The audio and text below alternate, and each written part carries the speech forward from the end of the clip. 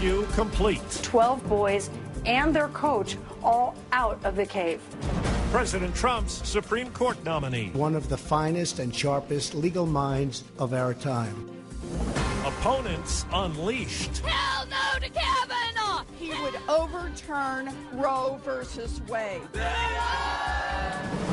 This is the CBS World News Roundup, presented by Indeed.com. Good morning. I'm Steve Kathan. The word came just a short time ago. They're all out. They're all safe at a flooded cave in Thailand. Day 3 of the dramatic rescue effort brought out the 4 remaining boys and their soccer coach after more than 2 weeks of peril and uncertainty deep underground. They, like the 8 others pulled out this week, will be examined by doctors. CBS's Anna Werner says international divers got the dangerous job done, and now doctors are taking the lead. Thai public health officials say those first 4 rescued boys can now stand up and walk around their beds. They're eating normal meals and waved at their parents through a glass window. All boys are being quarantined because of the risk of infection. At least 2 of the boys may have lung infections, but none have fevers. Tanet Natisi helped lead the effort to remove water from the cave. He told us they faced a critical deadline to get everyone out before heavy rain in the forecast Thursday. What do you think people don't understand about the attempt to manage the water? It's really hard to keeping out the water from the cave. Natisi says getting all the boys out safely means everything to Thailand. What was it like for you to see those kids come out? I got really emotional. Yeah, all my team just cried. The boys have been invited to soccer's World Cup final, but doctors say they'll have to settle for watching it on TV. Well, now to Washington and the big announcement last night from President Trump. I will nominate Judge Brett Kavanaugh to the United States Supreme Court. CBS's Steve Dorsey has more on the man who's touching off a pitched battle in the nation's capital. He is considered a judge's judge. President Trump calls 53-year-old Yale-educated federal appeals court Judge Brett Kavanaugh a brilliant jurist who deserves swift confirmation. Now Kavanaugh must make his case to senators. I will tell each senator that I revere the Constitution. I believe that an independent judiciary is the crown jewel of our constitutional republic. Picked from a list of 25 Supreme Court candidates vetted by conservative groups, Kavanaugh already faces a wall of Democratic opposition. Massachusetts Senator Elizabeth Warren. I have reviewed his record, and let me tell you, Brett Kavanaugh did not end up on this list because he is the consensus nominee. Outside the Supreme Court, Hell no to Kavanaugh! protesters joined Warren and other Democrats worried about women's health, unions, and gay rights as liberals mount their attack. Steve Dorsey, CBS News, the White House. Conservative groups have embraced the Kavanaugh nomination. Senate GOP leader Mitch McConnell called it a superb choice. But Democratic leader Chuck Schumer tells CBS this morning he's prepared to lead the opposition. Judge Kavanaugh is way at the extremes. He believes the president shouldn't even be investigated. He has gone so far as to say a president who believes the law is unconstitutional doesn't have to follow it. So with the Mueller situation, with the overreach of presidential power, we shouldn't put him on the bench.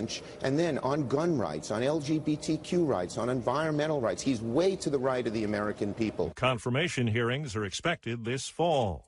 A government lawyer says about half of the 100 immigrant children covered by a court order will be reunited with their parents at today's deadline. CBS's Maria Villarreal is in El Paso, Texas. Mario Romero says after his release from federal custody, he was told he'd be with his daughter in 2 days. That was 2 weeks ago. Do you believe the government? The truth is that I do not believe them because they say one thing, then they say another. Mario says, they took my personal documents and delivered them to immigration. I don't know what more proof they want. The Justice Department and ACLU go back to court today to decide what protocols officials must follow when reuniting families. The government says DNA tests and fingerprint checks are necessary under federal law to ensure child safety. But the ACLU says the stricter testing is inefficient. And a federal judge in L.A. has rejected the Trump administration's efforts to detain immigrant families in long-term facilities, calling it a cynical attempt to undo long-standing court settlements. President Trump spoke a short time ago outside the White House as he left for Europe. I have NATO. I have the UK, which is in somewhat turmoil. And I have Putin. Frankly, Putin may be the easiest of them all. Who would think? White House correspondent Stephen Portnoy is at NATO headquarters in Brussels. In the days before he headed here, the president said he's not sure the U.S. gets much out of NATO. We're the schmucks that are paying for the whole thing. Hopes for a successful summit with the allies aren't high. They don't like him. CBS News contributor Ian Bremmer, who heads the Eurasia Group, says last month's G7 summit in Quebec was the most tense meeting yet between an American president and America's friends. I firmly expect that this is going to be the most, if not one of the most challenging NATO summits. Stephen Portnoy, CBS News, Brussels. And the head of the EU warned Mr. Trump today to, quote, please respect your allies. You don't have that many. Not a Western Japan. Relentless rain is making matters worse in areas where floods and mudslides have killed at least 134 people, dozens of others missing. Close call for actor George Clooney. The Oscar winner was in an accident on the Italian island of Sardinia. He was on a motorcycle hit by a car as he headed to a TV miniseries set. CBS's Seth Doan in Rome says Clooney went to the hospital for treatment and was released. A CAT scan there, which revealed no fractures. We were told by the Carabinieri simply that he had bruises, and he told us sta bene, meaning that Clooney is okay. Clooney had been hit by a late-model Mercedes A-Class. The man driving that car did not respect Clooney's right-of-way. He got out of the car and reportedly immediately offered help. Up for sale, a guide to a special place in children's literature. The original map of Winnie the Pooh's 100-acre wood goes on the auction block at Sotheby's in London. It was drawn by E.H. Shepard and appeared in A.A. Milne's 1926 book. It includes depictions of Winnie, Christopher Robin, Eeyore, Roo, and Piglet, too, and points out a spot nice for picnics. The map is expected to bring in between $130,000 and $200,000. Oh, bother.